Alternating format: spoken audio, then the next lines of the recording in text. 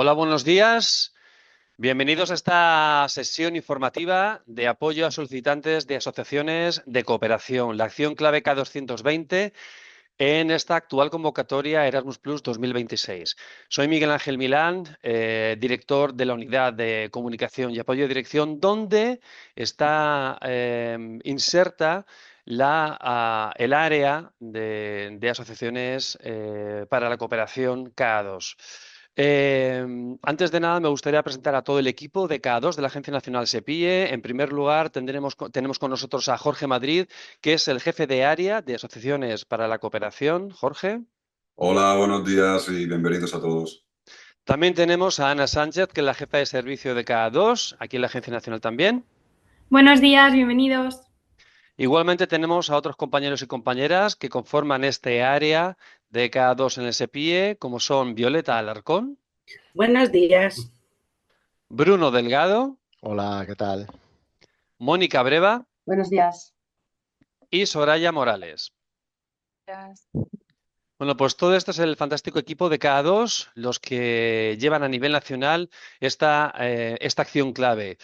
Hoy, viernes 6 de febrero, vamos a informar de todas las oportunidades que dentro de la convocatoria Erasmus Plus 2026 tiene esta acción específica de asociaciones de cooperación.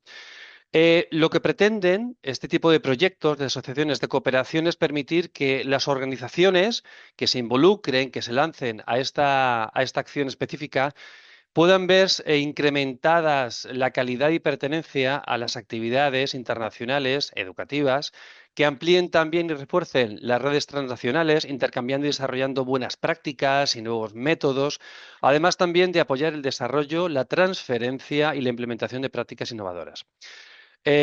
Nos gustaría recordar que esta acción específica está destinada a todas aquellas organizaciones de educación y formación de todos los sectores educativos, es decir, educación superior, educación escolar, educación de personas adultas y formación profesional. Y específicamente para esta convocatoria de 2026, el montante de presupuesto actual que tenemos para los proyectos de K220 son cerca de 24,5 millones de euros, que se reparten entre los diferentes sectores educativos. Si hablamos de educación escolar, tendremos unos 6,9, casi 6,9 millones de euros para repartir entre estos proyectos. Si hablamos de formación profesional, tendremos unos 6,5 millones de euros. Educación de personas adultos unos 5,1 y educación superior cerca de 5,9 millones de euros. Como comentaba, este sería el montante total, unos 24,5 millones de euros para bueno, que presentéis vuestras propuestas en esta convocatoria de 2026. Sin más dilación, vamos a comenzar con Bruno Delgado, asesor técnico docente en el área de K2, de la Agencia Nacional SEPIE, quien nos va a instruir, informar de todas las oportunidades y los entresijos que esta acción específica tiene en la actual convocatoria. Muchas gracias y os deseamos que presentéis unas propuestas de calidad y que os animéis a presentarlas dentro del plazo establecido. Buen día. Hola, buenos días a todos. Pues nada, mi nombre es Bruno Delgado, como ha dicho nuestro compañero Miguel Ángel, y voy a compartir la presentación sobre la que iremos. Vale, ¿ya se ve? Sí, Sí. Bueno, pues como ha dicho, bueno, pues nuestro compañero, vamos a hablar de lo que es las asociaciones de cooperación o la acción K220, que está enmarcada dentro del proyecto de los proyectos Erasmus en lo que llamamos asociaciones para la cooperación, que sería el K2 en general. Cuando solemos oír Erasmus, la gente habla de Erasmus, pues casi siempre pensamos en las movilidades, en los viajes, en entrar en otras aulas, en conocer otras realidades educativas, pero Erasmus pues tiene otro sector, o en este caso otra acción que va un poco más allá, ¿no? Yo siempre, cuando defino qué hacemos en K2, suelo decir que no se trata tanto de cambiar personas, sino de cambiar organizaciones, ¿no? Por esto se llama asociaciones para la cooperación. Cooperar a nivel transnacional y transsectorial, que es básicamente pues, el modo en que queremos que nuestras organizaciones cambien. ¿Cuáles son los conceptos fundamentales que vamos a trabajar aquí? Pues lo que hemos comentado, ¿no? El hecho de que nuestras organizaciones tienen una necesidad y a partir de esa necesidad se busca cooperar con gente o con asociaciones de otros lugares, no de enfrente de casa, con las que vamos a sentarnos a discutir estos problemas que tenemos, estas necesidades que queremos resolver, y lo vamos a hacer para que nuestra organización crezca, las que cooperan con nosotros, nuestros socios, también lo hagan, y podamos producir un resultado tangible, un producto que no solo nos va a cambiar a nosotros, sino que va a tener un impacto en la sociedad y en lo que nos rodea, ¿no? En general.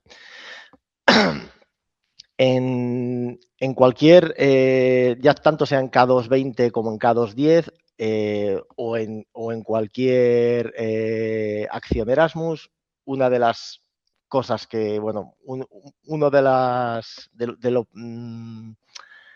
cosas principales que tenemos que tener en cuenta es que la guía del programa tiene que ser casi en la concepción y desarrollo de un programa, de un proyecto, de una propuesta Erasmus, tiene que ser nuestro libro de cabecera. En este caso, para K2, ahí tenemos indicadas las páginas, y para K220, de la página 261 a la 269. Luego, aparte, tenemos el Handbook of the Lump Sum Funding Model, que de lo que vamos a hablar más adelante, pero que también es un material fundamental, porque tenemos que entender cómo estos proyectos se financian, que es algo muy diferente por aquellas personas que tienen más experiencia en K1, muy diferente a la manera de financiarse los proyectos de K1. ¿Cuáles son los conceptos fundamentales en los que vamos a trabajar o con los que vamos a trabajar a la hora de querer desarrollar, llevar a cabo un proyecto de cooperación de K2? Pues básicamente la innovación y la colaboración en el ámbito de la educación y de la formación, esperando que contribuyamos a las prioridades del programa que veremos y que tengan efectos duraderos, que pueda ser utilizado en el futuro por otras organizaciones.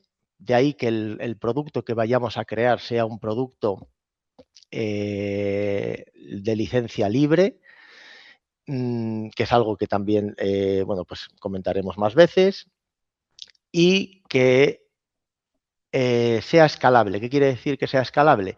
Que a partir de lo que nosotros creamos, del producto que nosotros creamos, esto tenga una vida más larga, un ciclo vital que no acabe con nuestro proyecto, que pueda ser continuado y que pueda tener un efecto a largo plazo.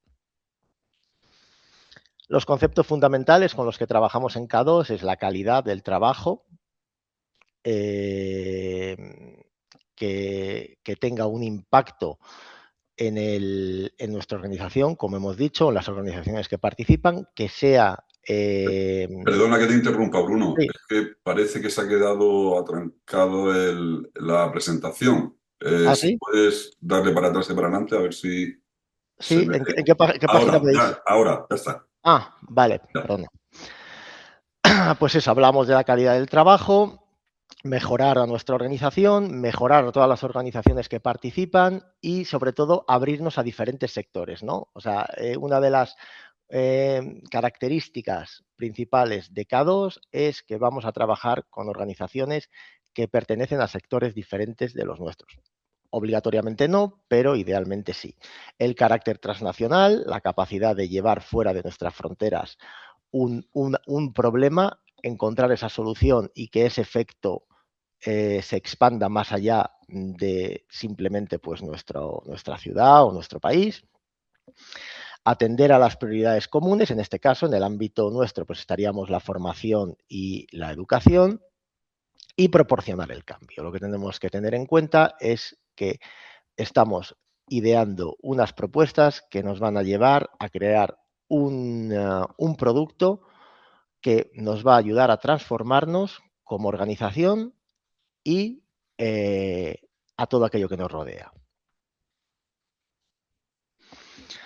Dentro, como hemos dicho, dentro de K2, bueno, pues dentro de Erasmus existen unas prioridades que llamamos prioridades horizontales y también prioridades sectoriales. En este caso, las prioridades horizontales, es decir, que afectan a todos los sectores, son la inclusión y la diversidad, la transformación digital, el compromiso, los valores comunes y la participación cívica y la lucha por el medio ambiente y contra el cambio climático. En toda propuesta, en toda solicitud que vayamos a hacer, vamos a utilizar de manera indistinta los términos solicitud y propuesta. Tiene que haber como mínimo una prioridad horizontal o sectorial. En las prioridades sectoriales, pues en K220, en este caso, tenemos 4 sectores. La educación escolar, de los que ya ha hablado antes nuestro compañero Miguel Ángel, indicando incluso los presupuestos que teníamos este año dotados o con los que estábamos dotados, la educación escolar, la educación de personas adultas, la educación superior y la formación profesional. Cada uno de estos sectores tiene pues prioridades que puedan ser similares, pero también a la vez diferentes, ¿no? En la página 254 de la guía podemos encontrar estas prioridades. Ahora ya, bueno, vamos a entrar un poquitín más ya saliendo del genérico K220 a entrar o sea, del K2 a entrar en K220, ¿no? Que es lo que nos ocupa hoy, las asociaciones de cooperación. ¿Qué nos permite un K2? Pues un K2 nos va a permitir mejorar. Yo lo he dividido en 2 aspectos, ¿no? Lo que sería la calidad, la relevancia que vemos ahí con el sello, ¿no?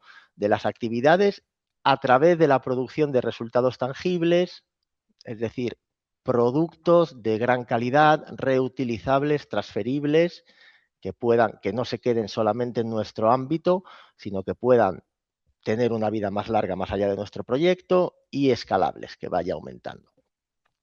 Y luego, pues, los otros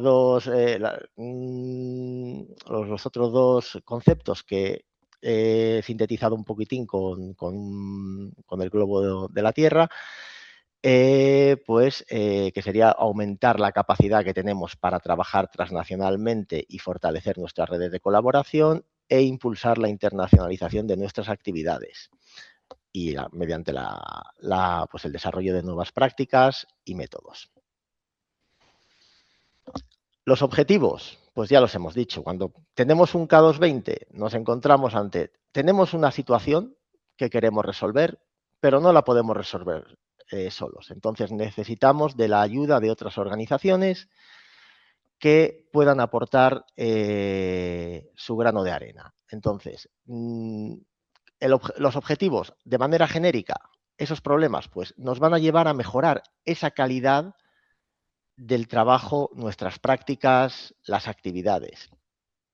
Lo vamos a hacer con organizaciones que están en otros lugares del mundo, es decir, van a ser transnacionales y además vamos a tocar otros sectores, con lo cual va a ser intersectorial. Y en este caso, pues tendremos que atender a las prioridades y necesidades comunes de los ámbitos de la educación y la formación.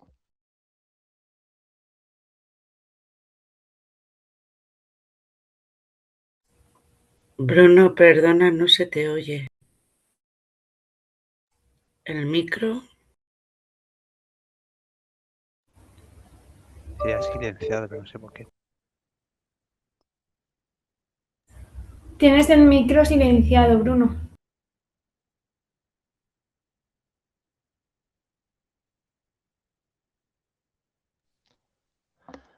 Pues la verdad que no lo sé porque ¿Ahora? yo estoy con la...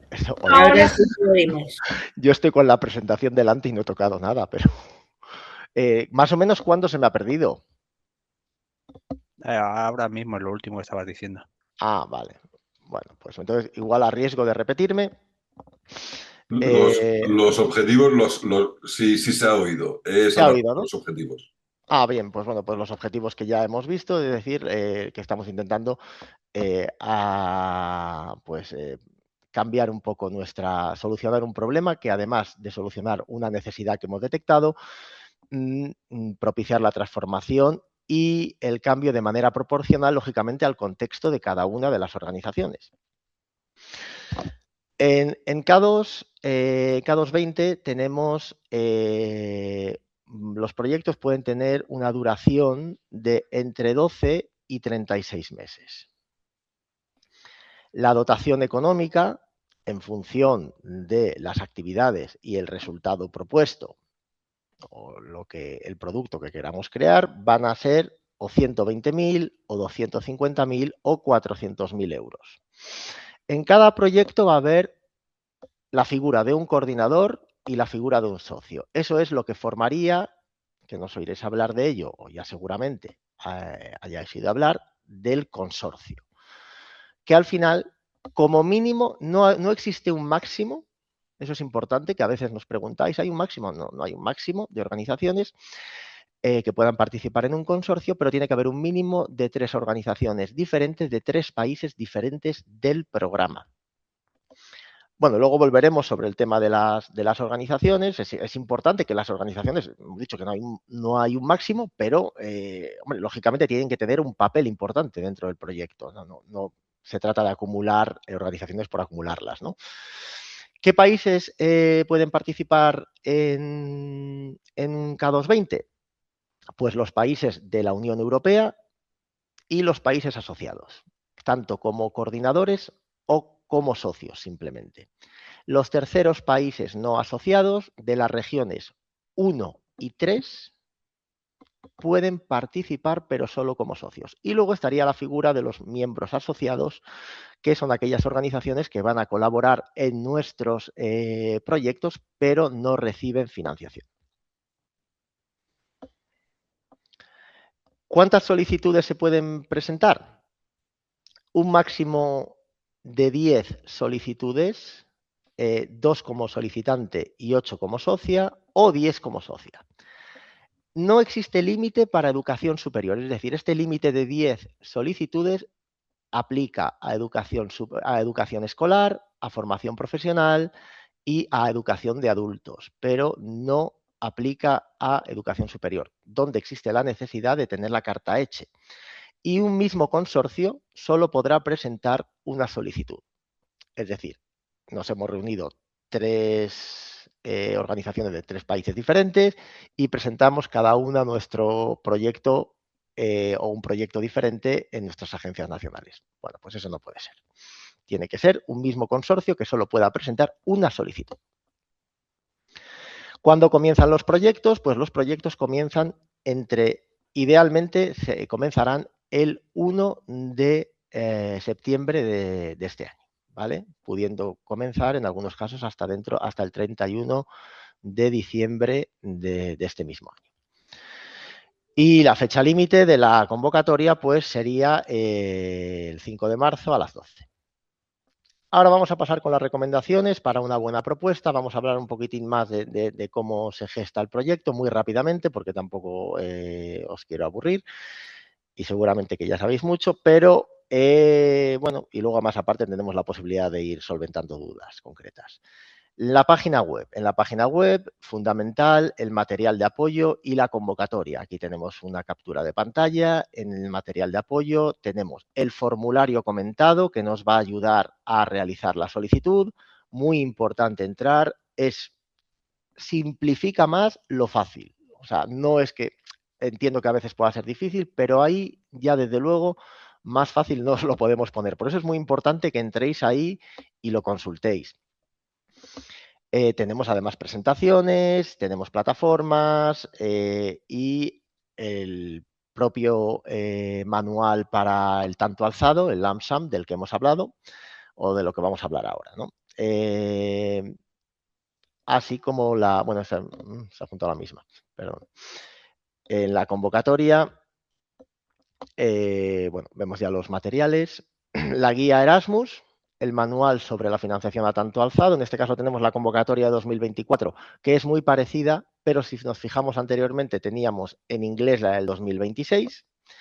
La guía de expertos, que nos puede venir bien a la hora de entender, bueno, pues qué va a buscar un experto en nuestro proyecto, cómo se van a evaluar los diferentes aspectos, ahora lo veremos, y las indicaciones técnicas para solicitantes del programa, que nos viene muy bien a la hora de crearnos las OIDs y que es un paso necesario si nuestra organización entra por primera vez en Erasmus. ¿Cuáles son los criterios que los expertos van a tener en cuenta a la hora de evaluar vuestras propuestas? Bueno, lo primero que tenemos que tener en cuenta es que sobre 100 necesitamos 70 puntos y como mínimo el 50% de la puntuación en cada criterio. ¿Cuáles son los criterios que se van a evaluar? La pertinencia, es decir, que la acción que proponemos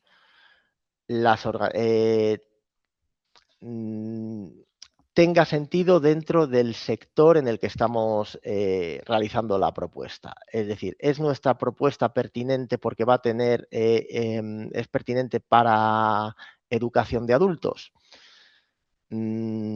¿Tiene sentido desarrollar llevar a cabo esta propuesta, este consorcio para producir estos resultados? ¿Es algo que va a mejorar tanto a la organización como crear un producto que realmente tenga relación, por así decirlo, sea rentable? Ahí estaría, ¿no?, la pertinencia del proyecto, la calidad y el diseño y la ejecución del proyecto. Pues las actividades, cómo vamos a llevar a cabo este proyecto, pues esto también va a ser evaluado por los expertos. La calidad de la asociación y los mecanismos de cooperación, quiénes están en la organización, por qué está cada organización en el consorcio, qué aporta el consorcio y el impacto, cómo nuestro producto va a tener un impacto real en nuestro entorno más cercano y más amplio también, cómo va a poder luego tener una durabilidad.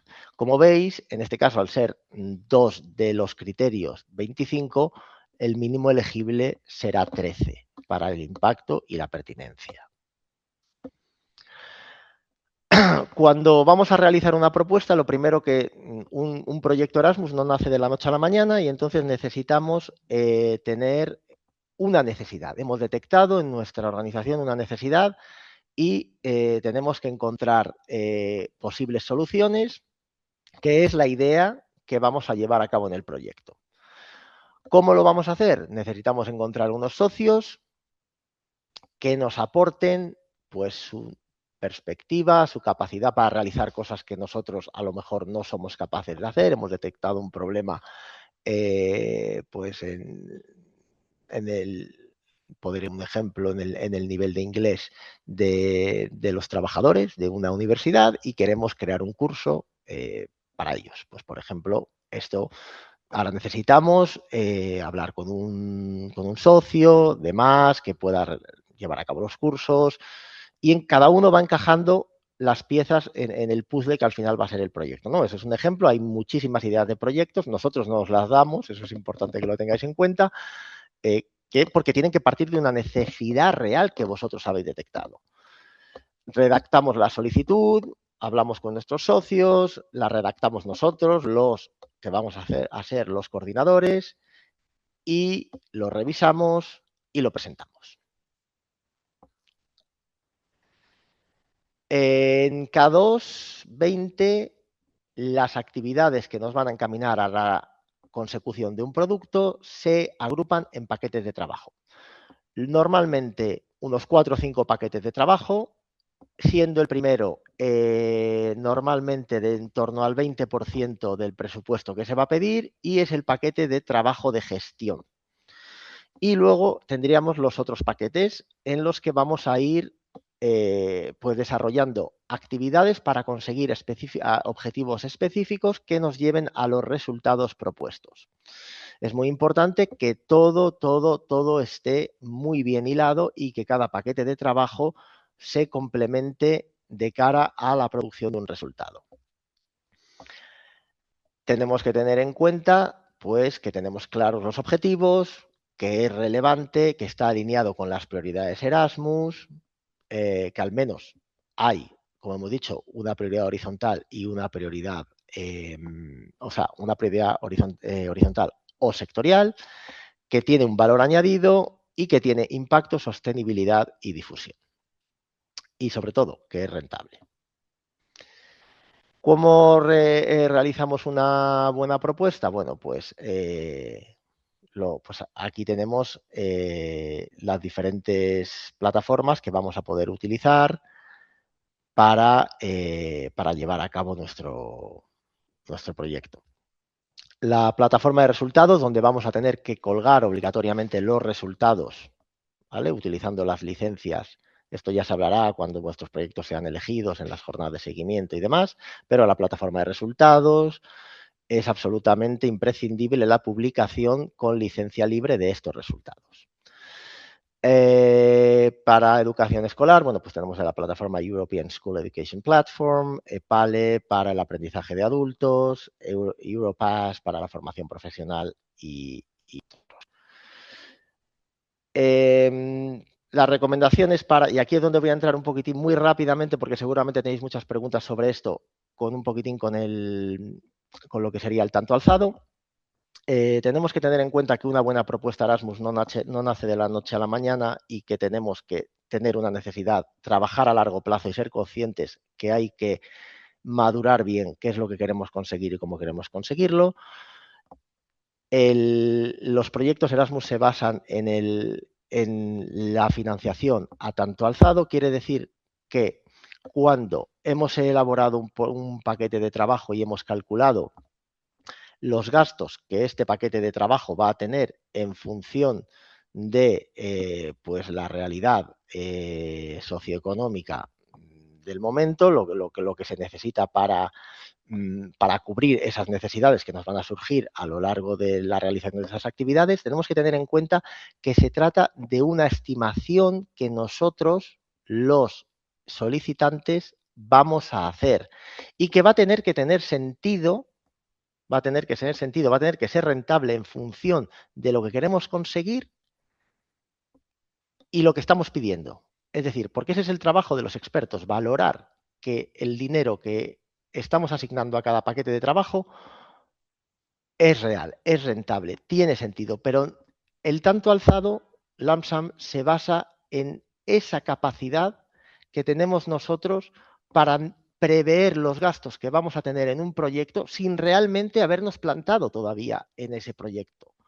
Entonces, no se trata tanto de tener una lista pormenorizada exacta con los céntimos de lo que nos va a costar cada cosa. Puede ayudar cuando estamos haciendo el proyecto, decir que si vamos a hacer una reunión de cooperación en la República Checa y vamos a viajar 3 personas de cada una de las organizaciones, vamos a asignar tanto dinero. Realistamente, el experto lo ve, tiene sentido. Para el desarrollo de un producto software, pues se cuentan las horas de trabajo que va a tener la organización, demás, y se le asigna este presupuesto. No significa coge el dinero y corre. No significa pide dinero y luego no. Hay que justificar. O sea, no os estamos pidiendo esta justificación al detalle de cada uno de esos gastos, sino a tanto. Pero luego es importante mantener, de cara a posibles auditorías que puedan venir tanto por parte nuestra como de la Unión Europea, mantener todo esos registros de todo el dinero que nos hemos ido gastando y cómo a lo largo del proyecto. Pero a la hora de desarrollar la solicitud, no hace falta mandar un presupuesto de 225 euros por la contratación de la luz, de no sé qué, no. Ese es el tanto alzado, que tantas dudas nos sugiere, ¿no? O nos provoca. Y bueno, pues una vez hemos concebido este proyecto, hemos hecho los cálculos, también tenemos que tener una previsión de gestión de la crisis, problemas que nos van a salir, ¿no? Yo he planeado que esto va a ir así, pero luego siempre ocurren cosas y tener en cuenta, bueno, pues las diferencias culturales, porque vamos a estar trabajando con socios de diversos países y que nos van a decir, bueno, es que nuestro país es que lo hacemos así o yo vengo de un K1 y lo hacía así. Bueno, aquí, en este caso, pues hay que saber trabajar con ello. Y nada, bueno, os ponemos aquí nuestra manera de contacto. Yo ya más o menos he acabado, luego intentaré solucionar vuestras dudas con el resto de compañeros. Pero aquí tenemos, bueno, pues nuestro email, que es Asociaciones K220, en el que os atendemos tan rápido como nos es posible y que es muy importante cuando nos escribís y es una duda que está referida a un proyecto en concreto que estamos llevando a cabo, que nos escribáis como asunto el proyecto o, en este caso, si estáis realizando la solicitud, el número del formulario de solicitud. Y por mi parte, yo he terminado. Jorge, si queréis que pasemos ya a la resolución de dudas y demás. Vale, muchas gracias, Bruno. Antes de empezar con la resolución de dudas, una corrección. Hay una incorrección en la presentación que corregiremos. Y es en cuanto al número de solicitudes que se pueden presentar. Son 10 solicitudes como máximo, ya sea como socio o como coordinador. ¿Vale? El límite como coordinador es en K210, no en K220. Perdonad por la confusión que se haya podido crear, pero sí, son 10 solicitudes como máximo en K220. 10 como máximo, ya sea como socio o como coordinador, en todos los ámbitos. Es decir, si una organización presenta en varios ámbitos, ese número máximo de 10 cuenta para todos los ámbitos.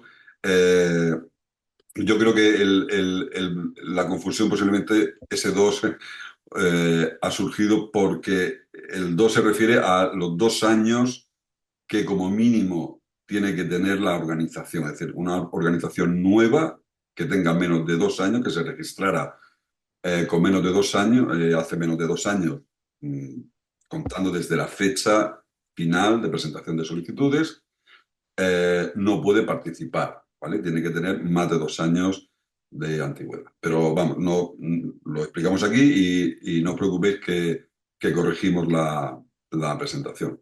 Vale, pues vamos a compartir el Padlet, donde habéis estado incluyendo vuestras preguntas. Soraya, creo que lo vas a compartir.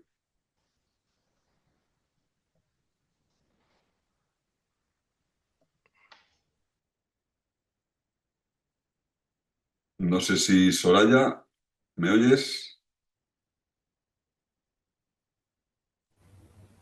Soraya estaba buscando el enlace para pasaros justo el enlace de la convocatoria 2026 de los proyectos K220, donde tenéis todos estos documentos que os hemos puesto que podéis ver ahora en el Padlet, la guía del programa, el formulario comentado, etcétera, pero que además es el sitio donde iremos añadiendo pues esta sesión que se está grabando o bien el enlace del Padlet también, ¿vale? Para que estéis actualizados, ¿no? Y que tengáis toda la información que necesitéis de cara al mes que os queda para presentar las propuestas.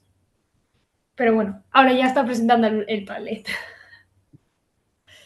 Muy bien.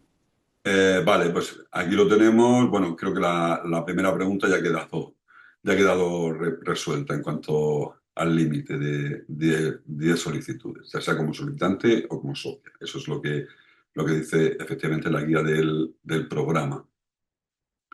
En cuanto al formulario de solicitud, parece ser, Carla Quesada, dices que has estado mirando el documento del formulario comentado, pero hay elementos que no aparecen. No sé, los compañeros que habéis estado trabajando con el formulario comentado, puede ser que desde que hicimos el formulario comentado hasta, eh, hasta que se hicieron públicos los formularios, puede que hayan incluido alguna pregunta. o que haya desaparecido. Es decir, puede que la comisión haya hecho alguna modificación, efectivamente. Lo que no entiendo es que, lo que no sé si os referís a que hay preguntas en el formulario que no salen en el formulario comentado o al revés. Hay cosas en el formulario comentado que no aparecen en el formulario. Entiendo que se refiere a preguntas que han aparecido en el formulario que no están en el formulario comentado. Ahí aparece, por ejemplo, does this project proposal represent a follow-up or evolution of a previous project or projects funded by Erasmus+? Bueno, ahí se os pregunta si este proyecto es continuación de otro que se financiara con Erasmus+. Si la respuesta es que sí, pues habrá que explicar de qué proyecto y qué desarrollo se está produciendo, ¿no? en este proyecto nuevo. Y también aparece la segunda pregunta. Bueno, si es continuación de otro proyecto que no sea Erasmus+, sino de otro tipo, pues se respondería igual. Si la respuesta es que sí, hay que decir qué tipo de proyecto y qué desarrollo o evolución. Hay una tercera pregunta con otras iniciativas. Bueno, es, digamos, el mismo tipo de preguntas referido a diferentes tipos de proyectos. Si es con continuación, pues digamos, pues se responderá sí o no en cada una de las preguntas, dependiendo de qué tipo de proyecto sea a continuación. Posiblemente estas preguntas las han añadido a última hora. ¿Vale? Bien, seguimos a continuación. Empezamos, bueno, siguiendo por la fila de arriba. Teresa Pozo pregunta, ¿cómo se valora el valor añadido esencial cuando participa en una organización de un tercer país no asociado? Efectivamente, como ha dicho Bruno, pueden participar países no asociados al programa de las regiones 1, 2 o 3, con la excepción de Bielorrusia. Bielorrusia pertenece a uno de estos grupos de países, pero no puede participar en cada 220. Bueno, pues tal y como indica la frase valor añadido esencial, quiere decir que los expertos evaluadores deben entender que la participación de esa organización es esencial para el desarrollo del programa, del proyecto. Es decir, que eso que va a hacer esa organización que es de un país no asociado, lo puede hacer esa organización, pero no lo puede hacer otra organización de las que participa en el proyecto o que se supone que puede ofrecer una organización de un país del programa, un país asociado. ¿Vale? Luego, vuestra labor ahí es hacer entender a los evaluadores por qué es esencial que participe, es decir, qué características tiene esa organización para, aún no perteneciendo al programa, consideréis que es esencial que participe. Eso es lo que los evaluadores van a tener en cuenta. ¿Qué evidencias mínimas deben presentarse para acreditar la capacidad operativa de cada socio?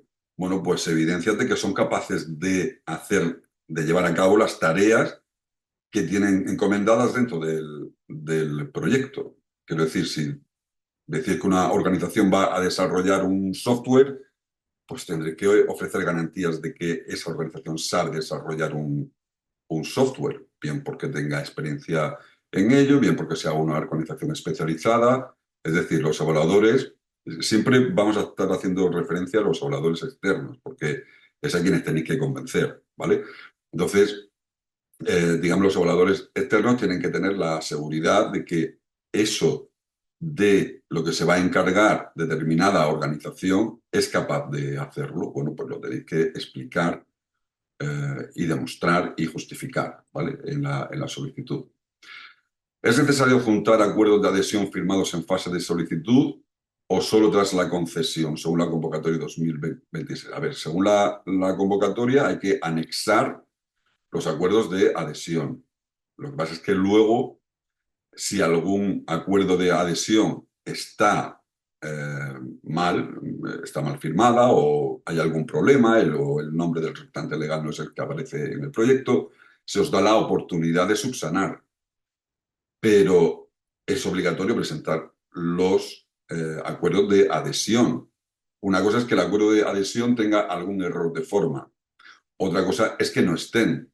Es decir, no podéis presentar una solicitud en la que se incluya un socio que no consta que os haya permitido incluirlo como en el proyecto. ¿Vale? Luego sí es necesario adjuntarlo y que luego se puedan subsanar. ¿Qué diferencia existe a efectos de evaluación entre prioridad europea y prioridad europea en contexto nacional? Bueno, la prioridad europea en contexto nacional es una posibilidad que cada país puede incluir, ¿vale? Y como en la guía del programa se indica, si existen prioridades europeas en el contexto nacional, se publicará en la página web y se informará. En España, por lo menos en los proyectos que lleva el SEPIE, no existen prioridades europeas en el contexto nacional, luego eso no se va a evaluar. No existen prioridades establecidas por la Agencia Nacional Española, por el SEPIE, diferentes de las prioridades europeas. Luego os tenéis que centrar en las prioridades europeas, que son las que hay. ¿Es posible combinar varias prioridades sin penalizar la coherencia del proyecto? Claro, claro. Es lo que suele ocurrir. Suele ocurrir que los proyectos abordan varias prioridades, sean de las horizontales o de las sectoriales. Es decir, ese hecho en sí no va a penalizar la coherencia del proyecto si la elección de esas prioridades es coherente. Quiero decir, si seleccionáis una prioridad, luego se tiene que demostrar en vuestro proyecto de trabajo que efectivamente vais a abordarla. Lo que sería incoherente es que elijáis, por ejemplo, la prioridad de lucha contra el cambio climático y luego no lo trabajáis. Eso es lo que sería incoherente. Luego, criterios objetivos para considerar un presupuesto coste eficiente. Bueno, eso es lo que explicaba Bruno. Es decir, criterios objetivos no hay como tal. Es decir, el criterio más objetivo aquí es el sentido común.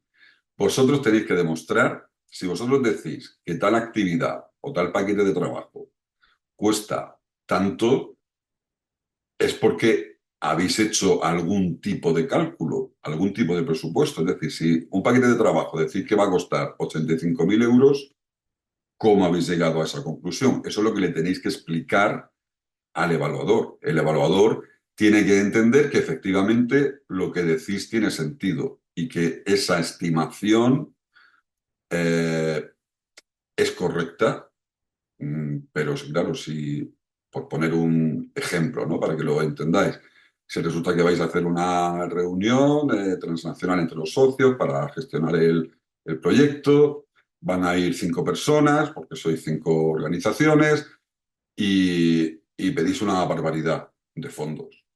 Pues, hombre, pues eso el evaluador lo va a considerar que no es eficiente en costes, ¿vale? Pero un criterio objetivo, es decir, hay una tabla que indica que se puede gastar esto. No, eso en K2 no existe y de ahí está la flexibilidad, ¿vale? La flexibilidad de K2 consiste en que vosotros podéis diseñar el proyecto como creáis conveniente para cumplir de la mejor manera los objetivos, pero siempre dentro de una eficiencia en costes, que es lo que le tenéis que explicar al evaluador y convencer de que esa actividad o ese paquete de trabajo vale lo que decís, ¿vale? Para lo cual, como previamente habéis hecho vuestros cálculos, pues es explicarlo, ¿no? Más o menos.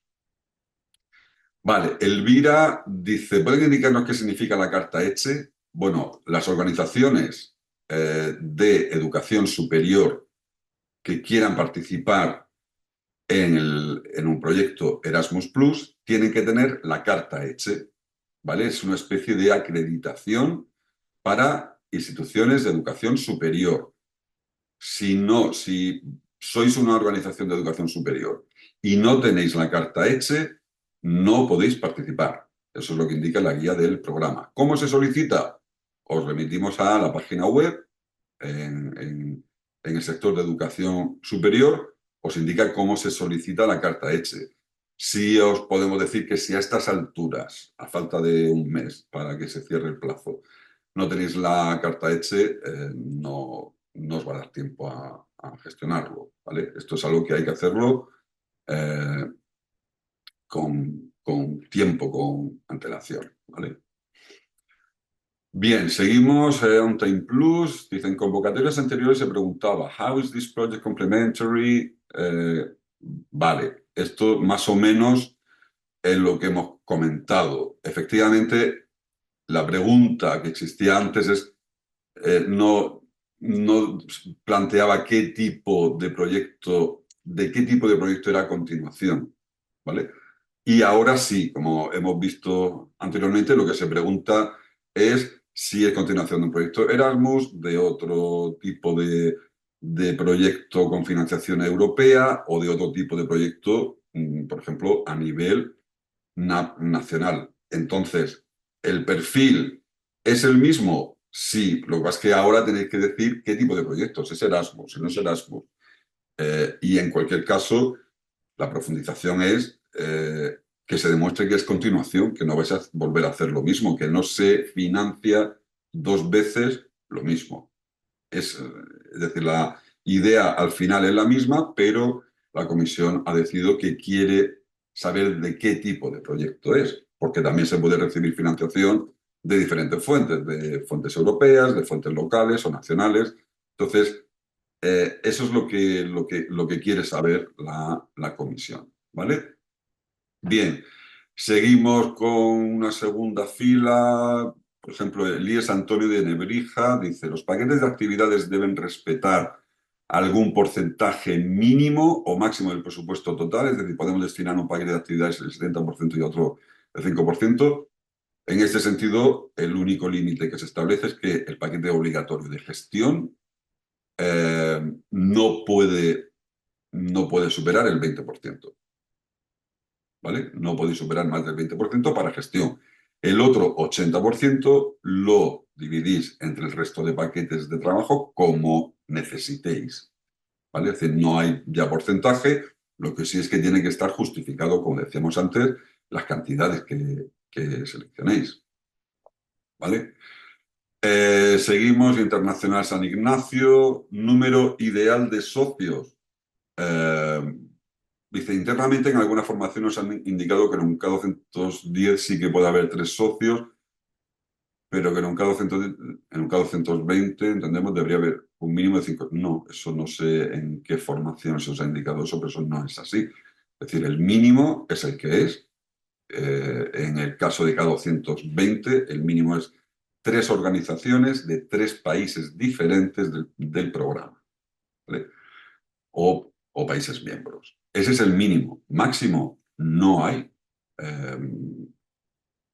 Ideal, pues es que depende de cada proyecto.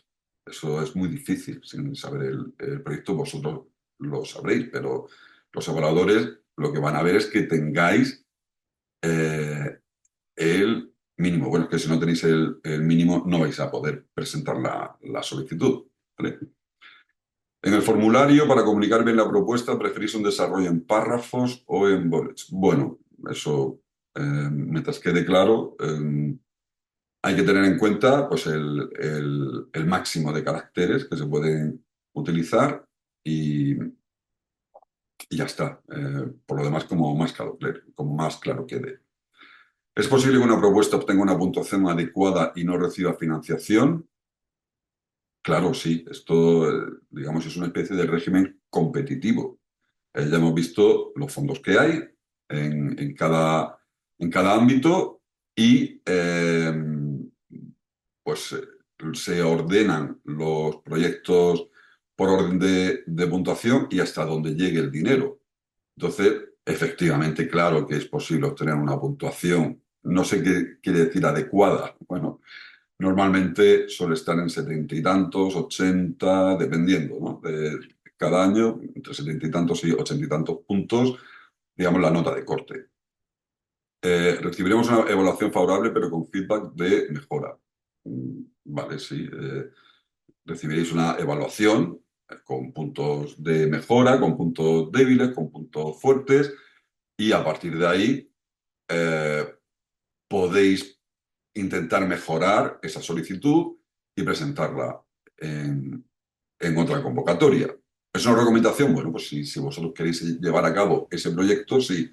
Lo que hay que tener claro, porque luego hay gente que protesta, porque dice, ¿cómo es posible que haya hecho mejoras y no hayas tenido mejor puntuación? Bueno, pues hay veces que puede ocurrir eso. Los evaluadores cambian de un año para otro. Los evaluadores no tienen en cuenta, no saben qué solicitud habéis presentado anteriormente, más allá de la información que deis, si la dais, en la solicitud. Ellos no comparan nada. Y luego, bueno, pues hay veces que lo que vosotros pensáis que es una mejora, a lo mejor no lo es, no tanto como para que se influya en la puntuación, ¿vale? Luego, ¿es recomendable? Bueno, pues si realmente queréis llevar a cabo ese proyecto, claro que se puede presentar más de una vez, ¿vale?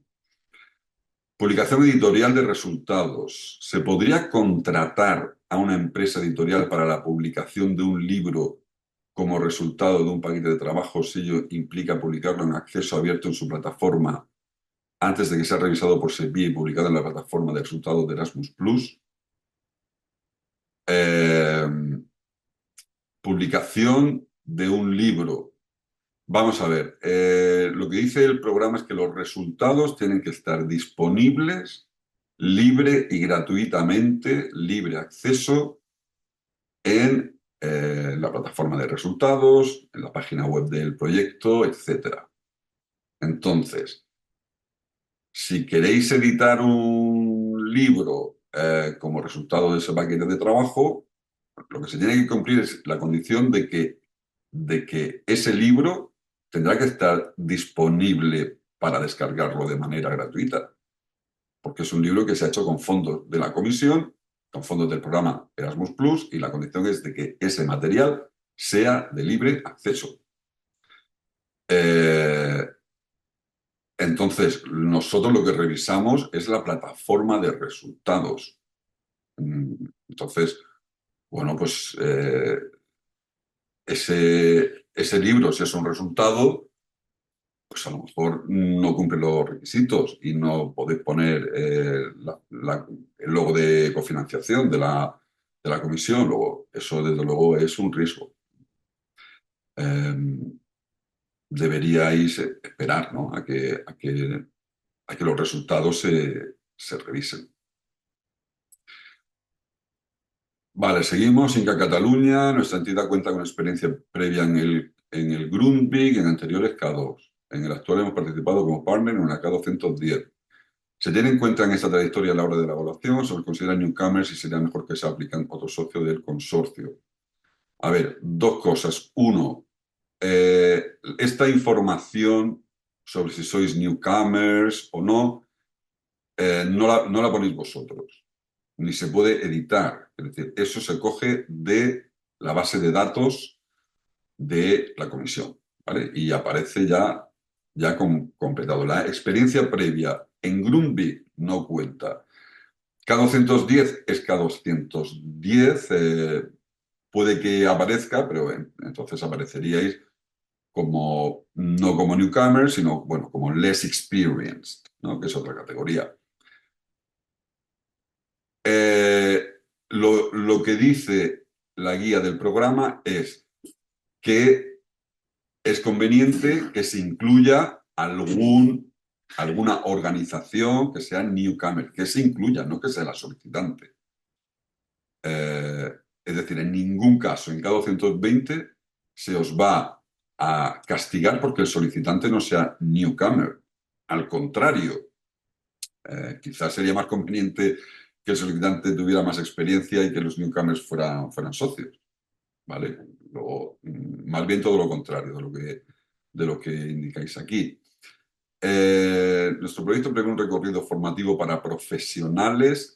Bueno, si es un recorrido formativo para profesionales, no es de ADU, ya os lo podemos decir. Si es un recorrido formativo para profesionales, lo tenéis que presentar por formación profesional. ¿Vale? En la página, no sé si es la página 33 de la guía, aproximadamente 32, 33, aparece quiénes tienen que ser los destinatarios principales en cada ámbito educativo. Y los profesionales hay que solicitarlo por formación profesional. Si la finalidad, si el grupo de destinatarios son profesionales, no lo presentéis por adultos porque se os va a rechazar directamente.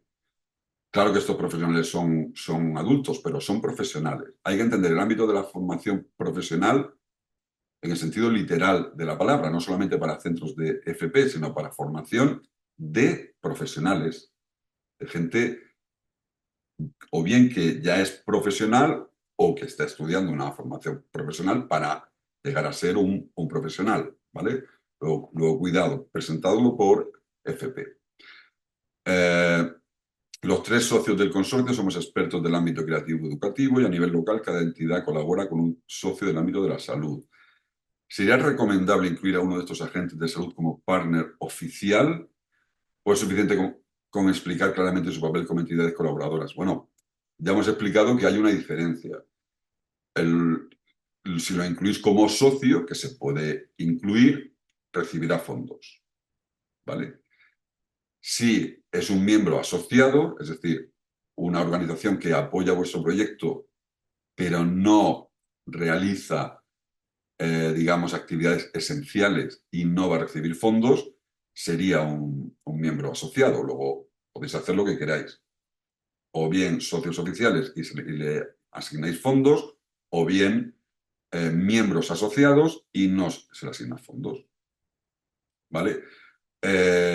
Entiendo que la última pregunta ya quedaría contestada.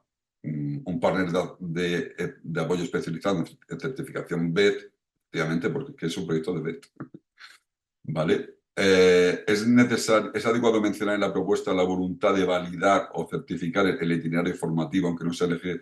Claro, es muy importante tener en cuenta este aspecto. Cualquier actividad de formación que llevéis a cabo en vuestros proyectos, es necesario o es muy conveniente, y así lo van a valorar positivamente los evaluadores externos, que ese aprendizaje sea reconocido de alguna manera. Entonces, ese validar o certificar el itinerario formativo, claro que os aconsejamos y que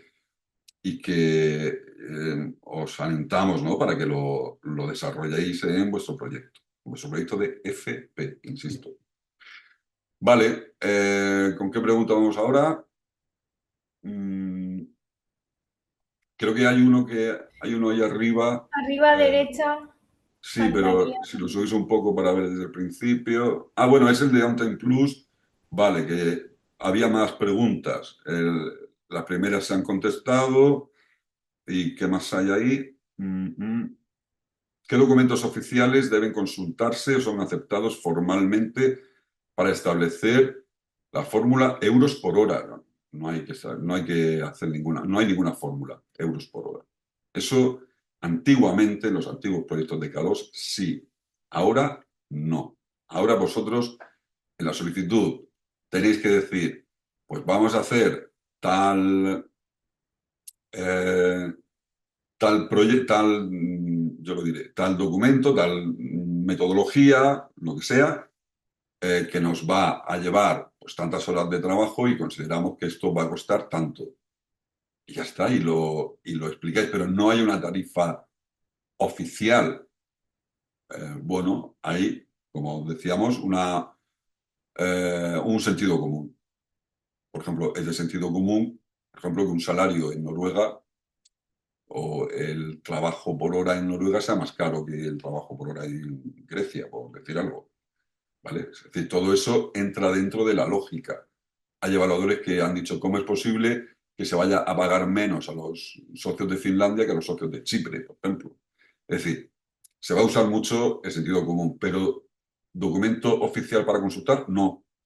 No, pues cada organización tiene que saber cuánto cuesta la hora de trabajo de sus trabajadores. Es que eso no, nosotros no podemos entrar ahí, ¿vale? ¿Pueden ratificar con una entidad? Sí, eso ya lo hemos ratificado. En cada 220 se puede participar en 10 solicitudes, ya sea como socio o como solicitante. Vale. Un momento, Jorge, es Sí. que esta pregunta continúa y la compañera dice, en la misma, bueno, que para 210 se habla de un total de 5 indistintamente de socio o líder. Sin embargo, No, a este no es último eso. respecto hemos escuchado que solo un líder en 220. Aquí hay, bueno, lo contesto yo si te parece, Sí. para cada 210 sí que hay un máximo de solicitante exacto como coordinador. Es decir, solo podéis enviar una solicitud como coordinador y el resto de las 4, contando el 5, serían como socios. Aquí sí que distingue. En K220 no.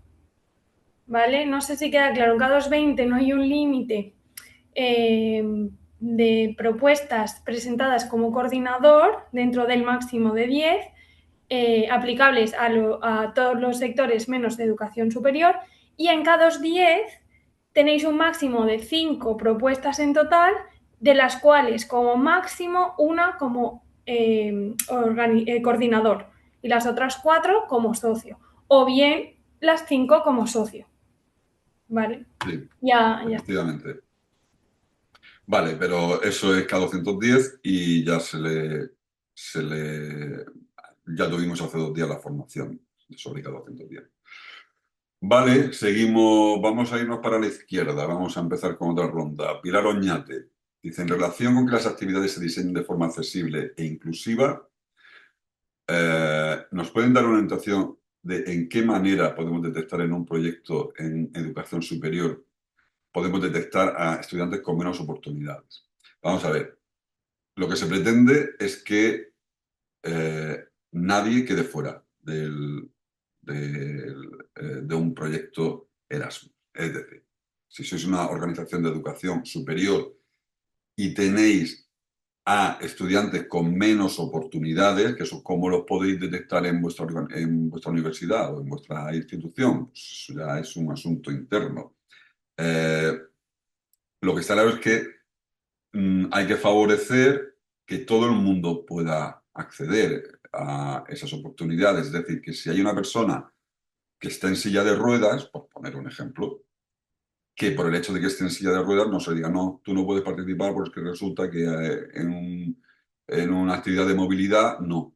Hay que arbitrar lo que haya que hacer y hacer lo que haya que hacer para que esa persona pueda participar. Por supuesto, bueno, pues problemas económicos.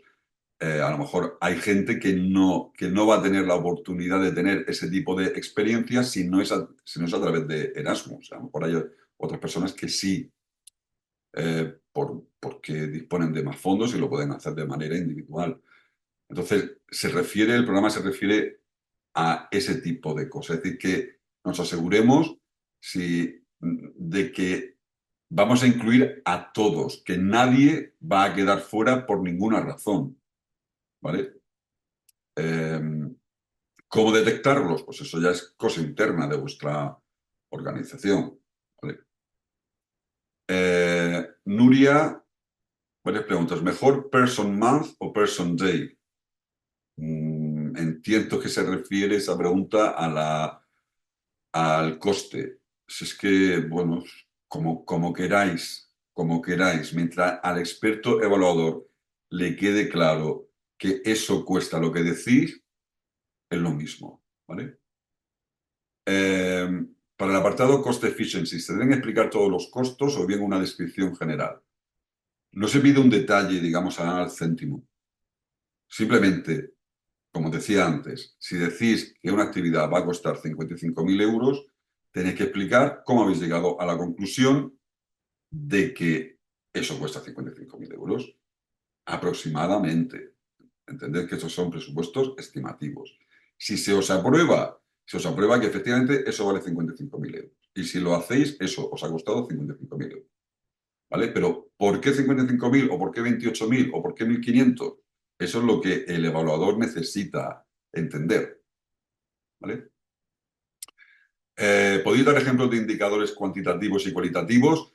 Esos ejemplos aparecen o remitimos a uno de los manuales, de los documentos que os hablaba, de los que os hablaba Bruno en su presentación. Es el manual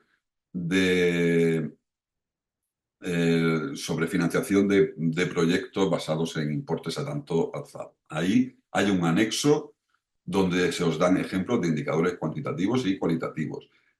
Ese material está en la página web del SEPI, en el apartado de K2, de K2, en este caso de K220, de todos los sectores. Lo podéis consultar ahí y es muy interesante. Es muy interesante que le echéis un vistazo antes de redactar vuestra solicitud. En la tabla de la descripción de las actividades de los paquetes de trabajo se deben poner outputs, por ejemplo, reports, publications y o indicadores. Claro, tenéis que decir qué resultados vais a llevar a cabo, para qué resultados queréis financiación y los indicadores, claro, tenéis que indicar en la solicitud cómo vais a medir el éxito de ese paquete de trabajo, es decir, que se han cumplido los objetivos. Es decir, las dos informaciones hay que incluirlas en la solicitud. Araceli pregunta si se puede proponer que el proyecto empiece en cualquier fecha entre el 1 de septiembre y el 31 de diciembre. Efectivamente. La fecha que decidáis. Es igualmente válida el 1 de septiembre que el 15 de octubre, que el 12 de noviembre, que el 31 de diciembre. ¿Vale? Ni antes ni después. Vale, en cuanto al número de aplicaciones, dice, ¿cómo podemos saber qué proyectos que no lideramos nosotros cuentan con nuestro OID para presentar un proyecto? Recibís una notificación automática de la plataforma Erasmus.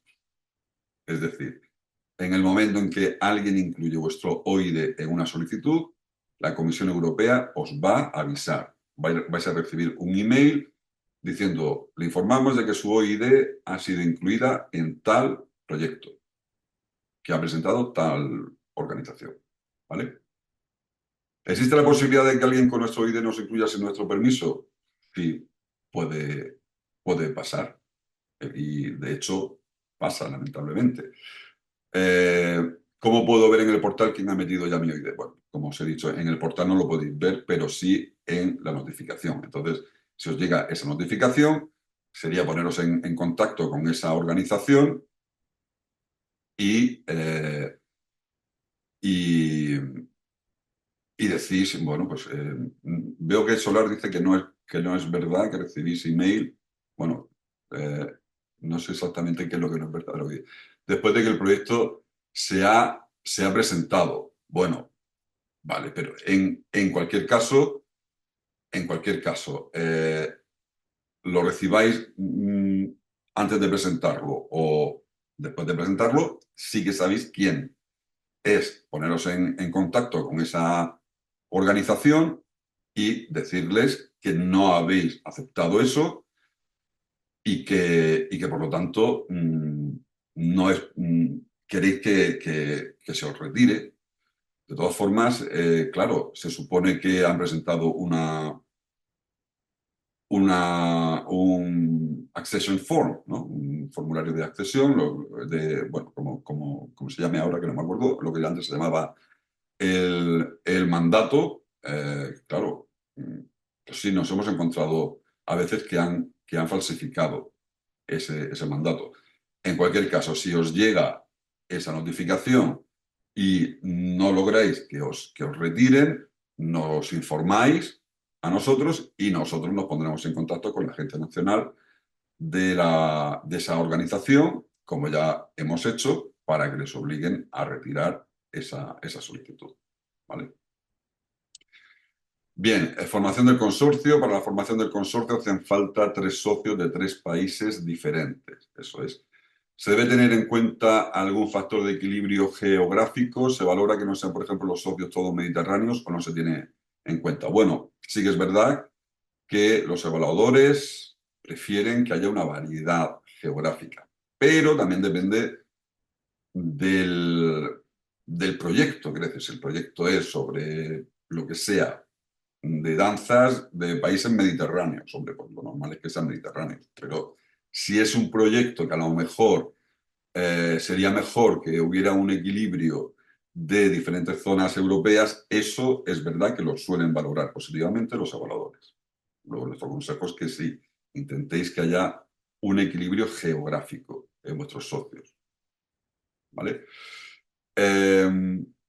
Fue una formación de escuelas católicas que nos indicaron que en cada centro los evaluadores internamente valoraban que el número de socios. Bueno, yo de lo que os dieran esa formación de escuelas católicas no nos responsabilizamos.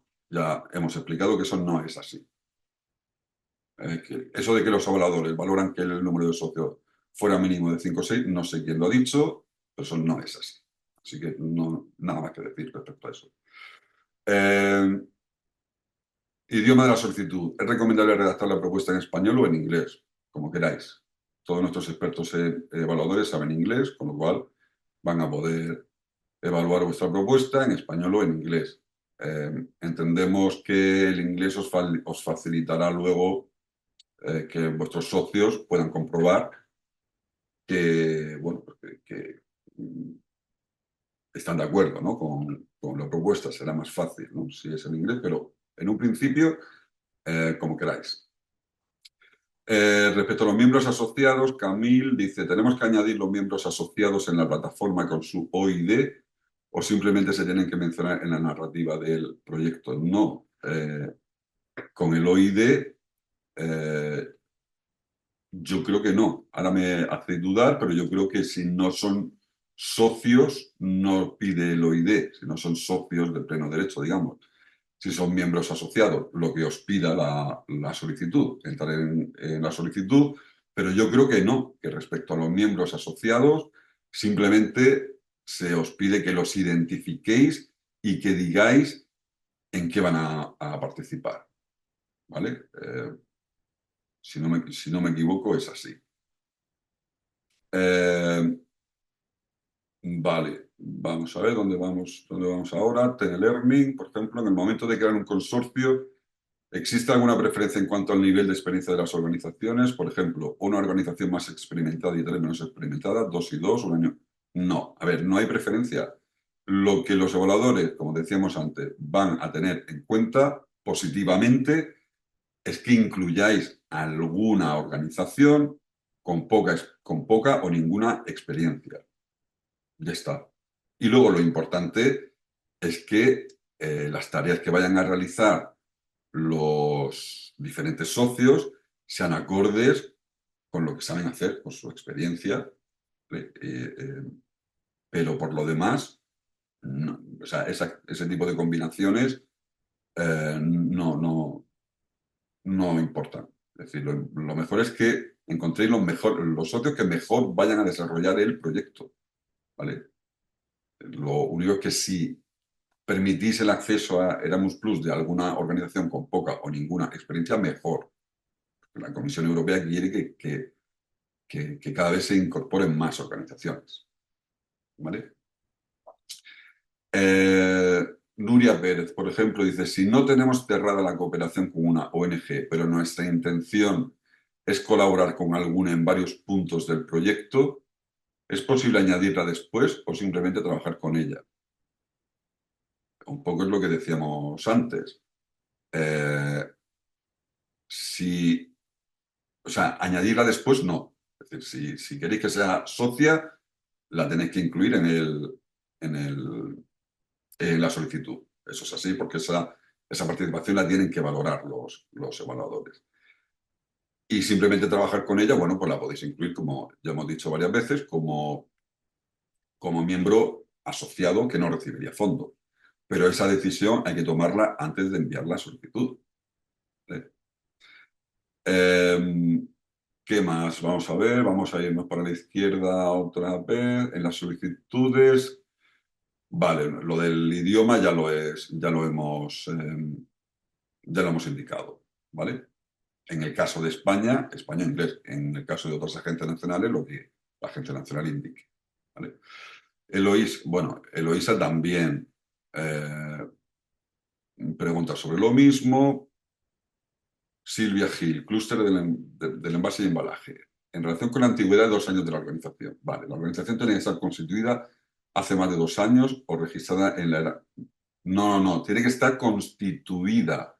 Es decir, para que pueda participar en K220, aunque se haya sacado el OID ahora mismo, eso no implica nada. Pero tiene que estar constituida oficialmente hace más de 2 años. Es decir, si el plazo de presentación de solicitudes, si no me equivoco, es el 5 o el 6 de marzo, 5, el 5 de El marzo 5. del 26. Eso quiere decir que no puede participar una organización que se constituye, pues no participar, solicitar, no puede ser solicitante una organización que se creara después del 5 de marzo de 2024. Eso es lo que quiere decir.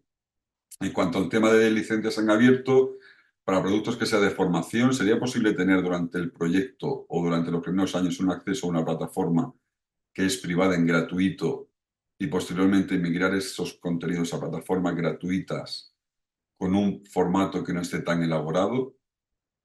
Una plataforma privada en gratuito. Bueno, la plataforma puede ser todo lo privada que tú quieras, pero el acceso tiene que ser gratuito.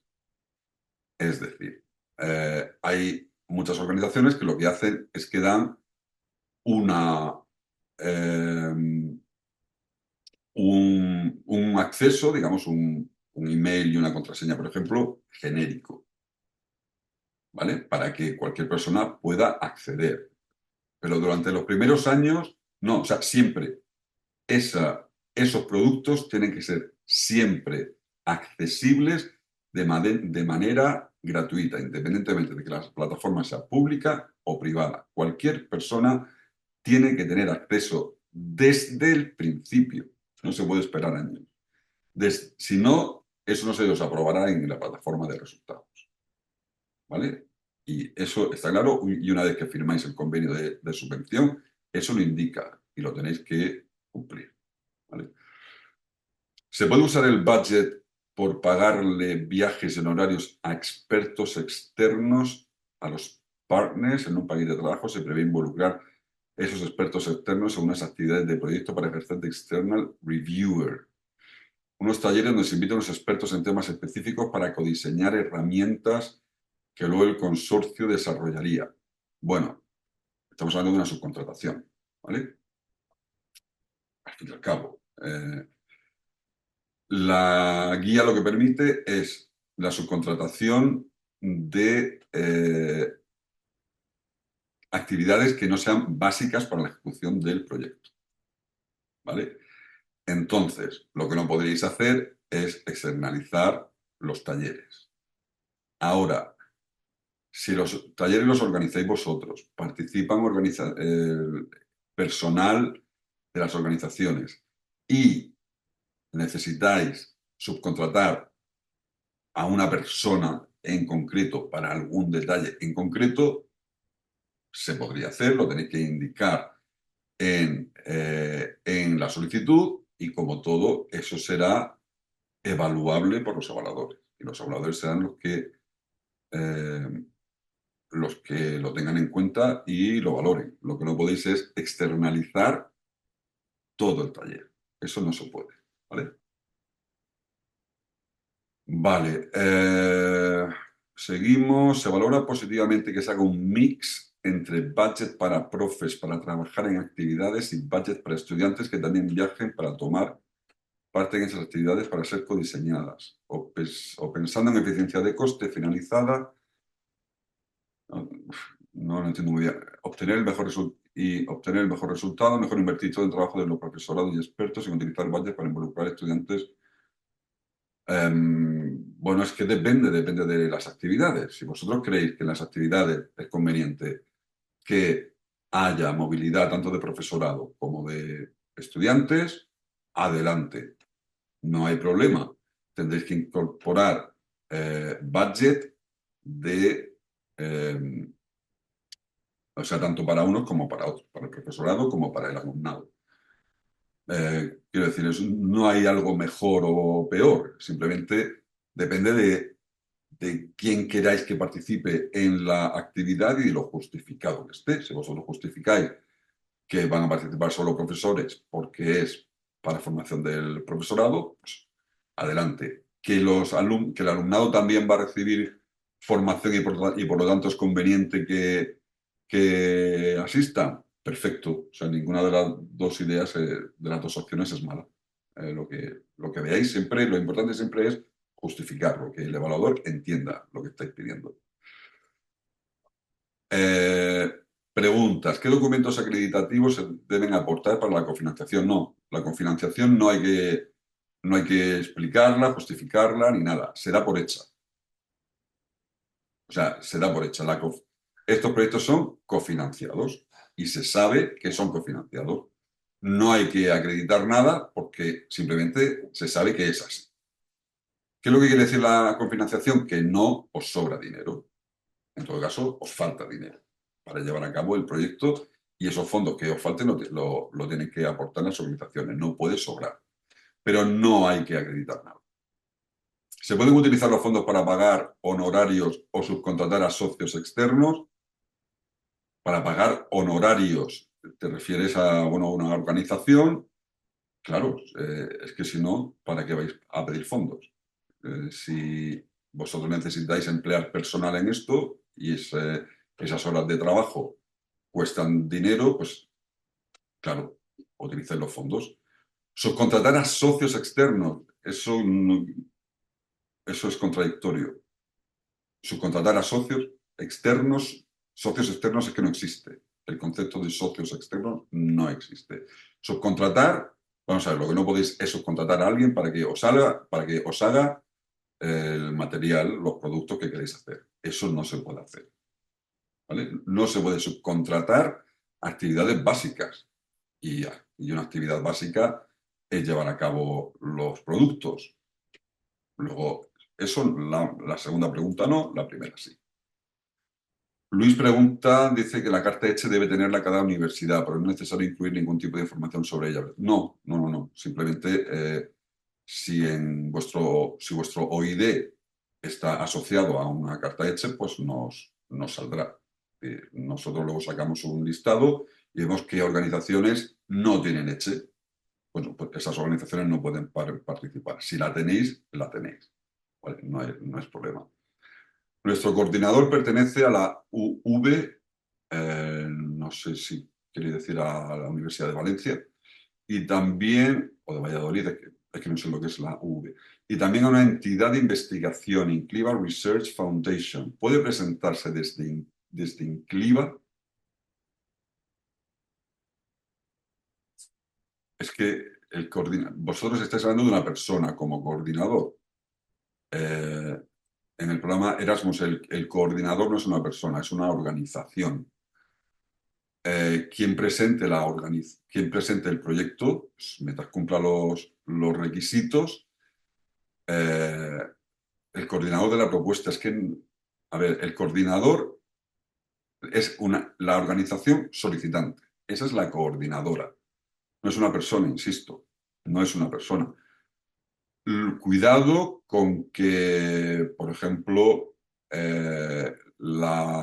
una universidad pida un proyecto y la persona de contacto sea, por ejemplo, la representante legal de uno de los socios.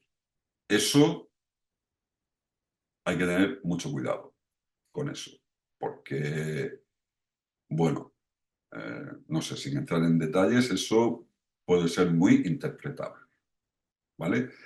Entonces, es que si esa persona pertenece a una universidad, tiene que trabajar dentro de la universidad. ¿Que tiene dos organizaciones?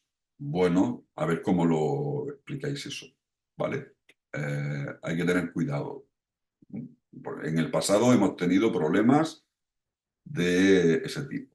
Y problemas que han llevado incluso a la cancelación de proyectos porque una persona de contacto del solicitante era la persona, era el representante legal de uno de los socios. Eso debéis entender que, bueno, como decía antes, es muy interpretable. Pero cualquiera de las dos organizaciones, en un principio yo puedo decir que cualquiera de las dos organizaciones, si están, es decir, si cumplen los requisitos para participar, la puede presentar. A nosotros nos da igual que lo presente una universidad que una fundación. Es que eso es vuestra elección, ¿vale? Muy bien, ¿por dónde podemos seguir? Por la pregunta de IES Los Pedroches, ha comentado que los solicitantes de cada 220, 2 años. Vale, entiendo que se refiere a la fecha de acta de OIDE. No. Ya hemos dejado claro que es 2 años de existencia de la organización. En un proyecto hay beneficiario, coordinador y co-beneficiario, que son instituciones de enseñanza y además de empresas. Entiendo que se evite la aparición de empresas ad hoc. Pero empresas consideran que se le invita a participar en un proyecto, o lógicamente lo tendrán esos 2 años.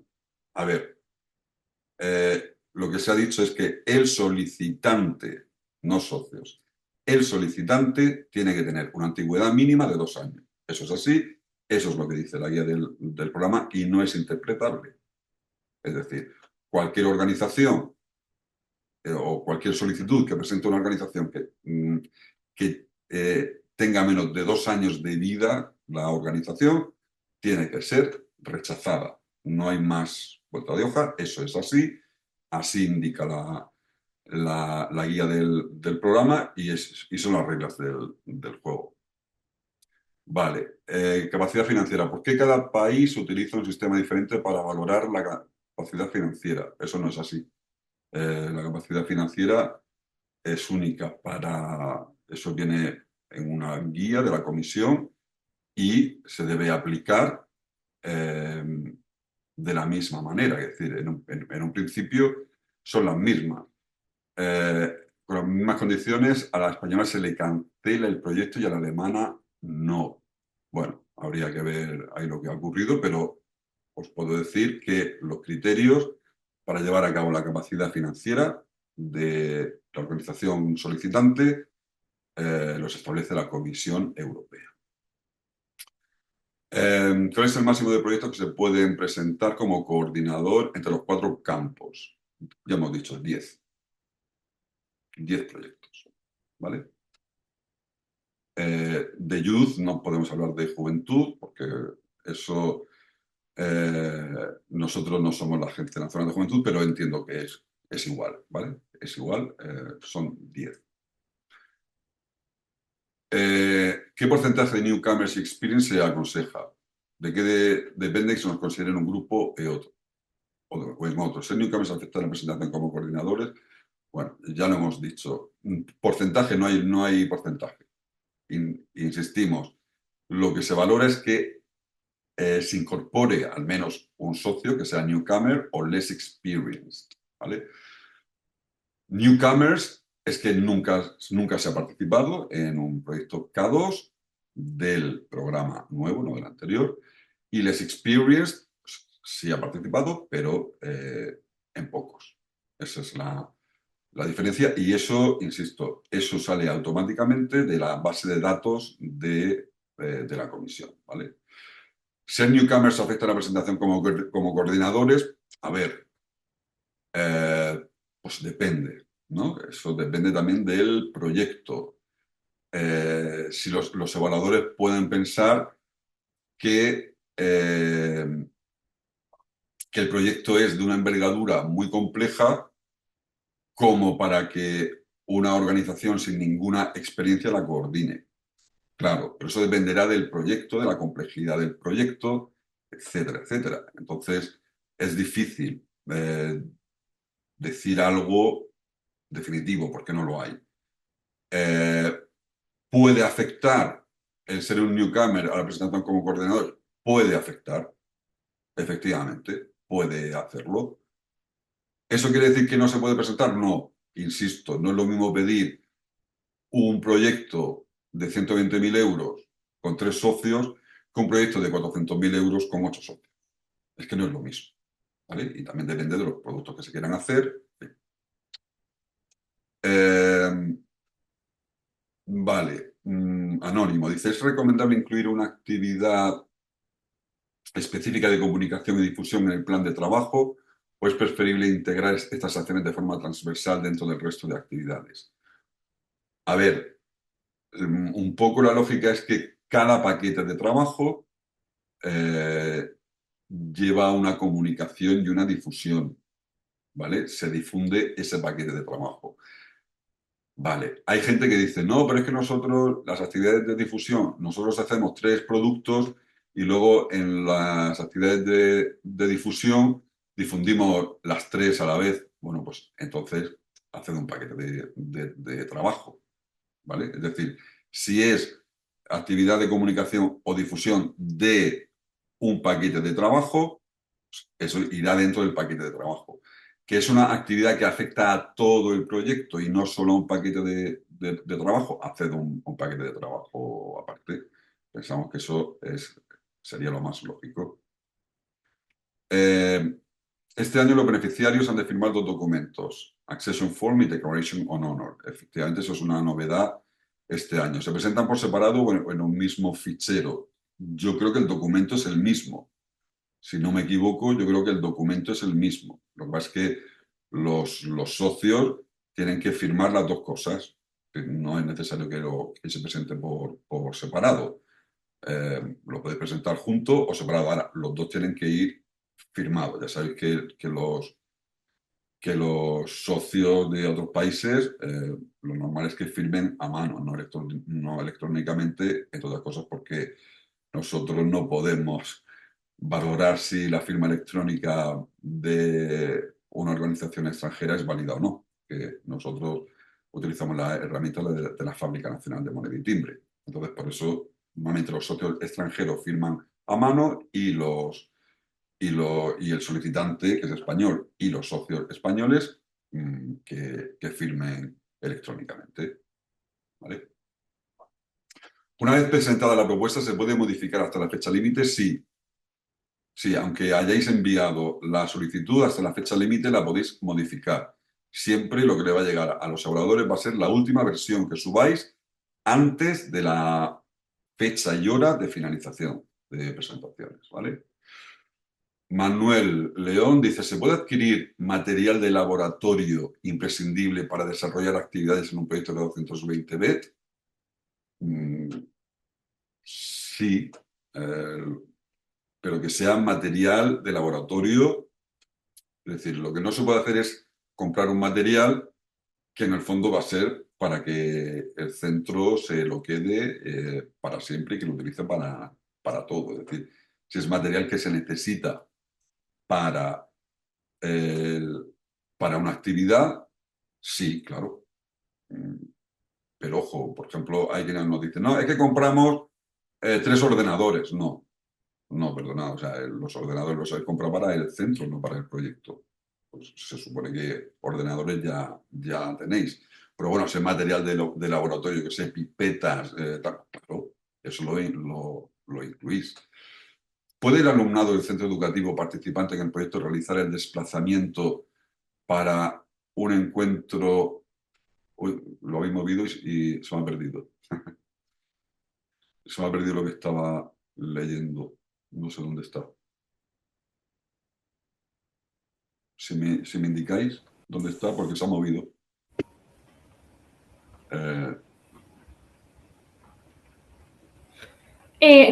la derecha del todo. ¿Puede el alumnado del centro educativo vale. participante? Vale. Ahí está. ¿Puede el alumnado del centro educativo participante realizar el desplazamiento para un encuentro final en otro centro socio por exponer? Claro, a ver, los proyectos Erasmus Plus no es solamente para el profesorado. Idealmente se debe incluir también al alumnado. Con lo cual, por supuesto que puede hacer. Es una actividad educativa, digamos, el exponer unos resultados en otro idioma, se supone. Claro, pues es una actividad educativa, claro que lo podéis incluir, no hay problema ninguno. En el caso de propuestas BED, ¿se entendería un consorcio sin escuelas oficiales de formación profesional? No necesariamente. Como ya hemos dicho, los proyectos de BED van dirigidos no solamente a centros de formación profesional, sino a profesionales, ¿vale? Es decir, si un colegio de psicólogos quiere trabajar con otro colegio de psicólogos, con otros colegios de psicólogos de otros países, pues no hay problema. Sí que, o sea, dicho esto, sí que es verdad que cuanta más variedad haya de organizaciones, mejor. Pero ¿se podría entender sin que haya ningún centro oficial de formación profesional? Sí, como siempre depende del proyecto, ¿vale? Pero se podría entender, ¿por qué no? Ahora, nuestro consejo es que intentéis incluir la máxima variedad de organizaciones posibles. Es decir, si estos psicólogos, además, incluyen algún tipo de organización que forme, hombre, los psicólogos se supone que estudian en universidades, pero bueno, imaginaos otro ejemplo, lo que sea, ¿no? Electricistas, ya está, pues, que quedaría mejor un proyecto en el que se incluya un centro de formación profesional que forme a electricistas, pues quizás sería más completo el proyecto, sí. Eso como consejo, ¿vale? ¿Se puede contratar a una persona bajo el proyecto para cargos de gestión y apoyo durante un periodo que no sea el total del proyecto? Es que quien tiene que gestionar el proyecto son los socios y la organización solicitante. Y menos si, como parece, es una universidad. Una universidad no creo que tenga ninguna necesidad y los habladores no entenderían que una universidad tenga que contratar, o sea, tenga que subcontratar a una persona para la gestión. Otra cosa es que, bueno, la universidad y cualquier organización pueden estar incorporando trabajadores que entran y salen. Bueno, pues la universidad contrata a una persona y le paga como vea conveniente, ¿vale? Pero, digamos, si en gestión vosotros incluir, no, es que vamos a contratar a una persona para que nos gestione. Eso los evaluadores no lo van a entender. No. ¿Vale? Está claro que lo tienen que gestionar personas que pertenezcan a la organización. ¿Vale? Pues la universidad puede contratar, pero no pongáis en gastos de gestión gasto para subcontratar a una persona que nos gestione. Eso no se puede hacer. ¿Vale? ¿Número mínimo máximo de actividades por paquete, número ideal? No, no. En realidad cada paquete de trabajo tiene su propia vida, digamos, y su propia, en fin, sus propias necesidades y eso dependerá de cada paquete de trabajo, ¿no? ¿Hay algún problema respecto de que el Leading Organization sea mayoritariamente una de las instituciones? Bueno, si lo justificáis convenientemente, ¿puede haber un problema? Sí, bueno, puede ser, sí, efectivamente, que los evaluadores digan que el reparto de tareas no es óptimo, porque resulta que la Leading Organization, o sea, tenéis un montón de actividades, de paquetes de trabajo y siempre aparece, o casi siempre, la misma organización. Pues a lo mejor ese reparto de tareas pues no es el óptimo, no realmente se puede poner en tela de juicio la cooperación, entonces puede haber algún problema, sí, efectivamente, no es lo aconsejable. Lo aconsejable es que se reparta de la mejor manera posible las tareas, el trabajo.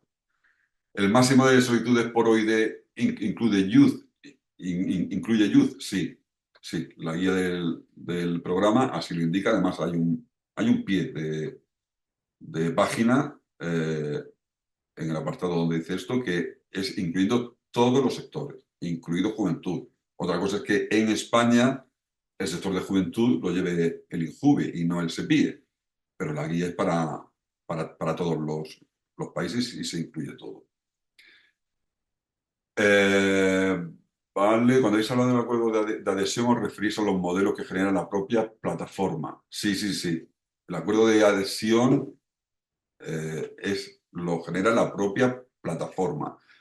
El acuerdo ese privado con formato propio no se llama acuerdo de adhesión, es un acuerdo interno entre socios, lo podéis llamar como queráis, ¿vale? Pero eso no hay que adjuntarlo a la solicitud. Lo que se adjunta a la solicitud es lo que genera, la documentación que genera la propia solicitud, el propio programa, es lo que hay que firmar y adjuntar. ¿Se puede agregar una organización del Reino Unido como socia? No. El Reino Unido, de momento, no es ni miembro de la Unión Europea, ni país asociado, ni pertenece a las regiones 1, 2 y 3. Luego, de momento, no.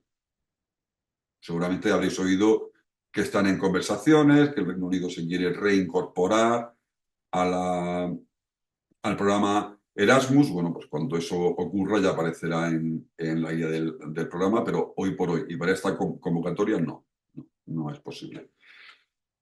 ¿Hay algún problema si el centro coordinador tiene menos experiencia que otros? Bueno, esto ya lo hemos indicado. No, pero bueno, también depende de cómo lo expliquéis eso en la solicitud. Intentad que quede claro que bueno, los otros socios con más experiencia os van a apoyar en la gestión, etcétera, etcétera. ¿Vale? Porque, digamos, no es lo óptimo que sea el centro con menos experiencia el que coordine un K220. ¿Vale? Entonces, si es así, tendríais que explicar un poco para que los habladores lo entiendan, porque si no puede que, bueno, eso se vea afectado en la puntuación, porque recordad que uno de los criterios es el de, yo lo diré, bueno, se me ha olvidado el nombre, calidad de la asociación. Y aquí lo que se valora es si los miembros y las tareas que tienen los miembros son los óptimos. Bueno, pues eso se va a valorar. Entonces, pues quizás de otra manera se obtendría más puntuación, no digo que no. Aunque el presupuesto es tanto alzado, entendemos que los gastos deben ser elegibles, claro. ¿Hay alguna guía sobre qué gastos son elegibles? Sí, en la guía del programa, en la parte final, hay una parte donde dice qué gastos son elegibles. Casos de viaje, alojamiento y manutención, ¿es elegible? Hombre, claro. Obviamente que es elegible.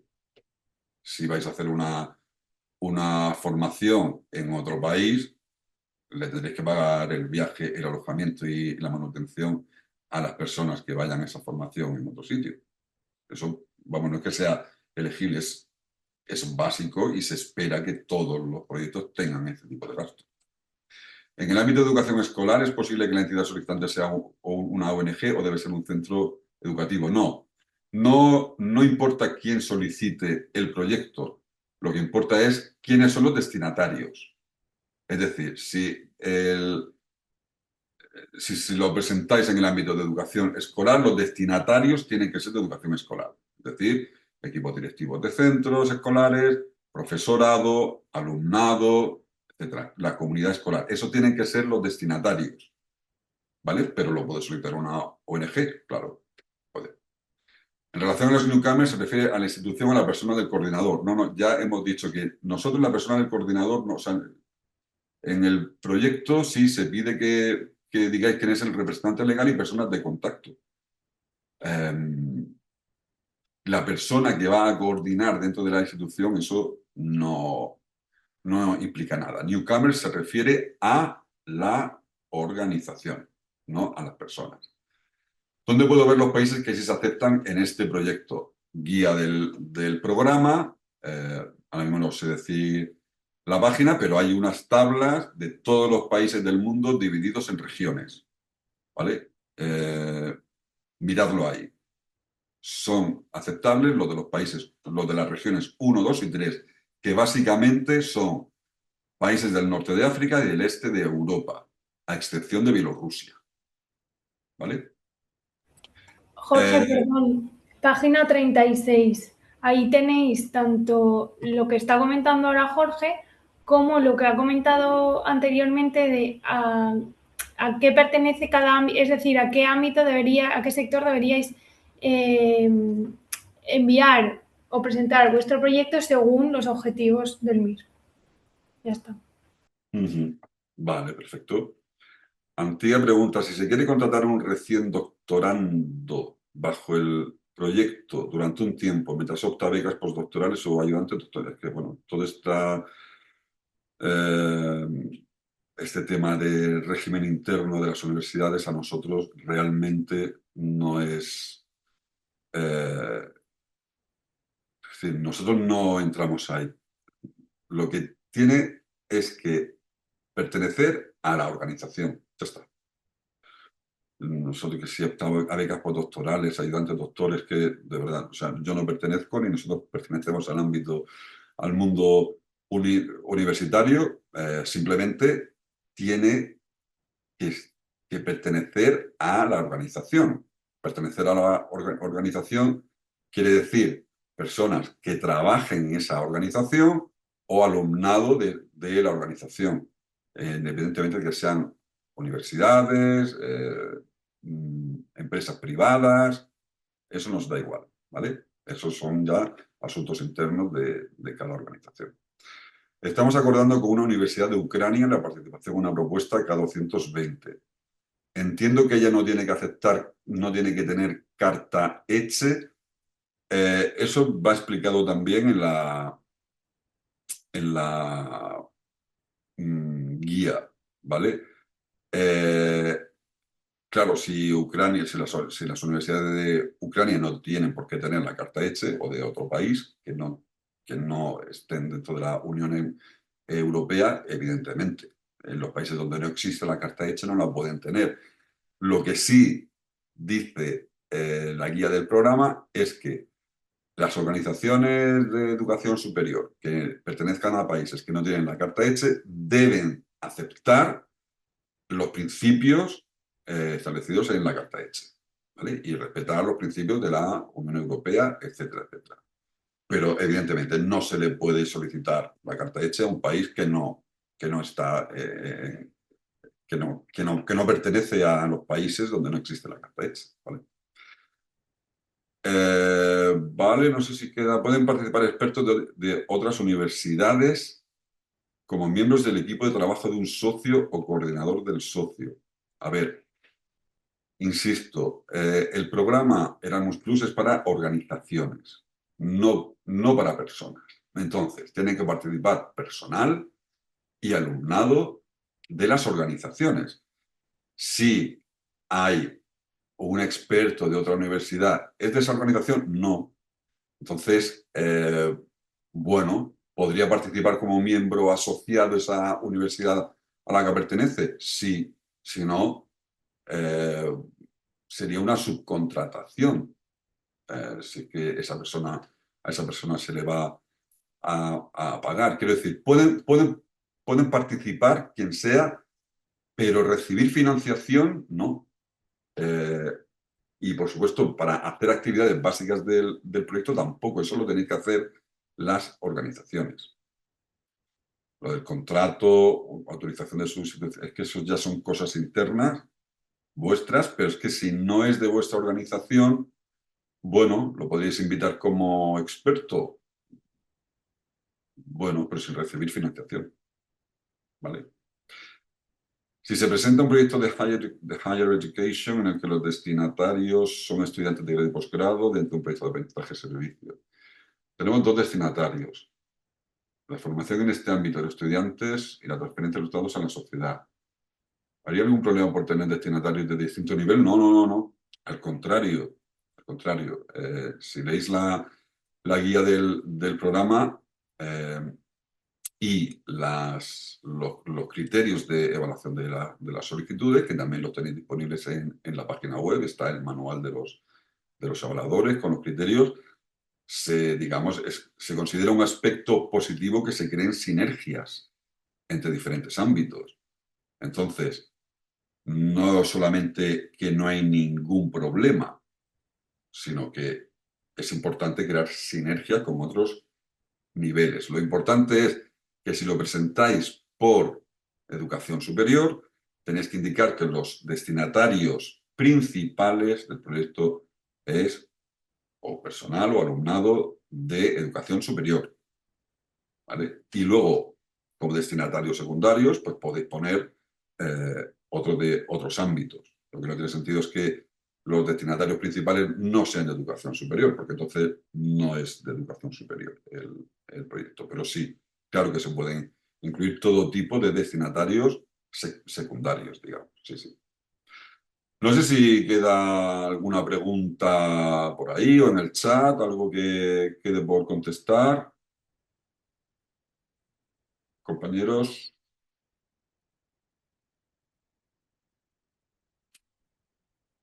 No, bueno, pues si no es así, si está todo contestado, pues yo creo que podemos dar por finalizada la... Yo creo que sí, que ha sido muy exhaustivo la ronda de preguntas. Vale. Solamente yo te mencionaría, Jorge, cuando nos consultan por correo, si les podemos asesorar sobre su proyecto específico. Ah, vale, pues contéstale tú, Violeta. Bueno, solamente recordar que por criterios de objetividad y de igualdad de oportunidades para todos los que presentan una solicitud, no podemos responder específicamente sobre propuestas de sus proyectos que nos envían. Podemos facilitar información general, indicar en la guía dónde se encuentra la información, pero no una asesoría personalizada sobre un proyecto determinado. Efectivamente, Violeta, sí. Hay veces que nos decís, ¿os podemos mandar el borrador y la revisáis? No, por varias razones. Aparte de lo que ha dicho Violeta, que sería injusto para el resto de solicitantes, no os estaríamos tratando a todos igual. Es porque, a ver, somos los que veis aquí. O sea, estas somos las personas que trabajamos en K2. El año pasado se presentaron 1.500 solicitudes de K2. Imaginaos que los 1.500 no se hubieran escrito y dicho, oye, ¿no podéis revisar la solicitud? A ver qué... No, o sea, es materialmente imposible. Y además no lo debemos hacer. No podemos ayudar, digamos, a unas organizaciones, otras no. Nosotros tenemos que ser objetivos. Otra cosa es que cualquier duda concreta que se os plantee, como las que habéis planteado aquí, nos escribís al correo de asociaciones K220 @erasmusplus.gov.es y os responderemos lo antes posible. Eso sí, dudas concretas como las que se han planteado aquí, porque os surgirán más. No hay problema, nos escribís y os respondemos. Pero no, hay gente que dice, ¿nos podemos entrevistar con ustedes el martes que viene online para ver qué le parece nuestro proyecto? No, eso no lo podemos hacer. Además, imaginaos que yo os digo, uy, me parece estupendo tu proyecto, y luego va el evaluador y te pone un 50. Es que yo no soy quien evalúa el proyecto, son los evaluadores. ¿Vale? Entonces, nos tenéis que preguntar cosas, dudas que tengáis, que nosotros os podamos responder de la manera más objetiva posible, basándonos en la guía del programa, en el manual de proyectos con importe a tanto alzado, con los criterios de los evaluadores, pero de manera objetiva. Habéis visto que aquí, bueno, en la sesión de hoy, hemos,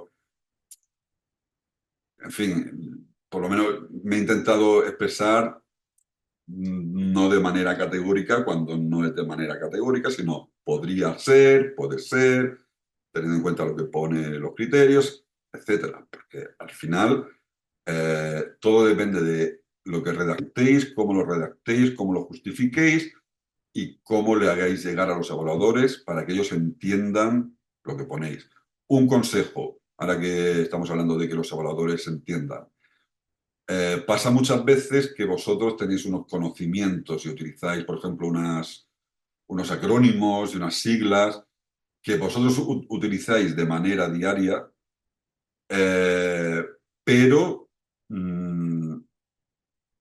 lo mejor los evaluadores no lo entienden.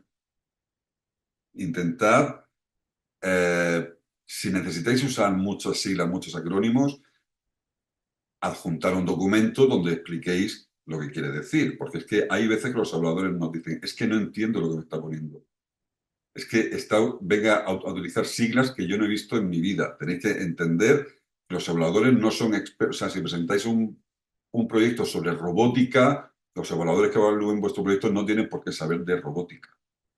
Entonces, cuidado con eso. Tened siempre en cuenta a los evaluadores, ¿vale? Tened siempre en cuenta a los evaluadores que son expertos en evaluación, pero no son expertos o cada uno tendrá su experiencia en su ámbito en el que sean expertos, pero no pueden ser expertos en todo y cada uno de los temas que tratáis. Entonces, intentad explicarlo de manera que se entienda, ¿vale? Bueno, pues yo creo que podemos dar por cerrada esta jornada. Esperemos que os haya servido de ayuda. Hemos intentado ayudaros y explicaros todo lo posible. Mucho ánimo con vuestras propuestas y nada, mucha suerte, mucha suerte. Ya sabéis que al final son muchísimos los proyectos que se presentan, la financiación es limitada y bueno, pues solamente os puedo aconsejar que intentéis presentar la mejor solicitud posible para aseguraros una puntuación muy alta. Esto es como las oposiciones, ¿vale? Puede que apruebes los exámenes de las oposiciones y no saques plaza. Bueno, pues esto es igual. Puede que vuestra propuesta sea buena, pero si hay otras con más puntuación, pues al final no se puede financiar. Así que Sí, nada. y la presentación se colgará, que lo preguntan por el chat, se colgará en las jornadas, en la página web y también seguramente en la convocatoria de K220 en este caso. Muy bien, pues entonces podemos dar por finalizada la jornada. Muchas gracias por asistir y mucha suerte con vuestras solicitudes.